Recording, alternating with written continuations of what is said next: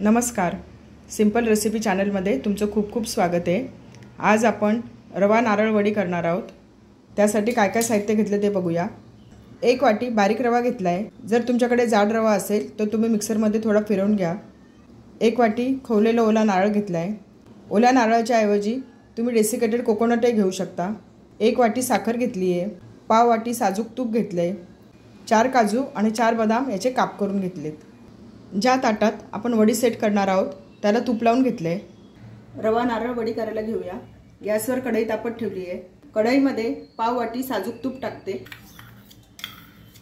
तूप गरम झाले, रवा टाकूया। लो टू मीडियम गॅसवर रवा भाजून घेऊया। रवा खूप लाल नाही करायचा, रव्याला हलकासा गुलाबीसर रंग येईपर्यंत भाजून घ्यायचा। सतत हलवत राहायचा। लो टू मीडियम गॅसवर 4 ते 5 मिनिटं रवा छान भाजून घेतलाय। रव्याचा रंग बदललाय, रव्याचा छान सुगंध सुटलाय। याच्यामध्ये 1 वाटी खवलेला ओला नारळ टाकते। लो टू मीडियम गॅसवर 1 ते 2 मिनिटं परतून घेऊया। 1 ते 2 मिनिटं मिश्रण छान परतून घेतलंय। याच्यामध्ये थोडे काजू बदामाचे काप टाकूया। 1 मिनिटभर परतून घेऊया। 1 मिनिटभर सर्व छान परतून घेतलंय। आता मी हे सर्व काढून घेते।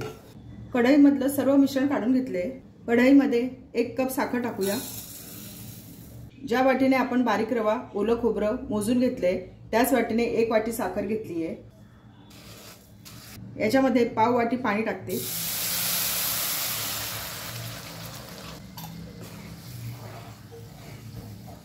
गॅस कमी केलाय।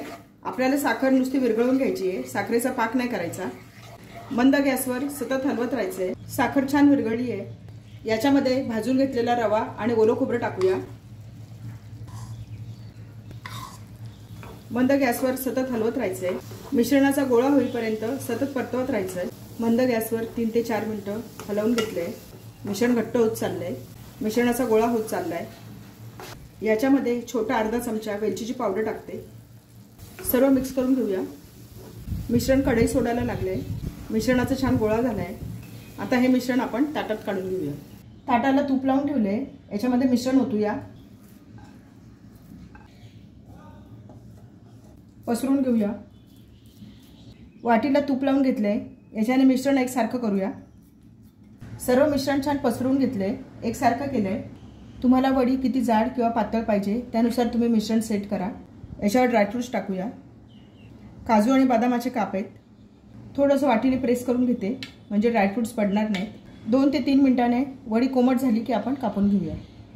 वडी कोमट झाली आहे, कापून घेऊया। तुम्हाला पाहिजे त्या आकाराच्या वड्या तुम्ही कापू शकता।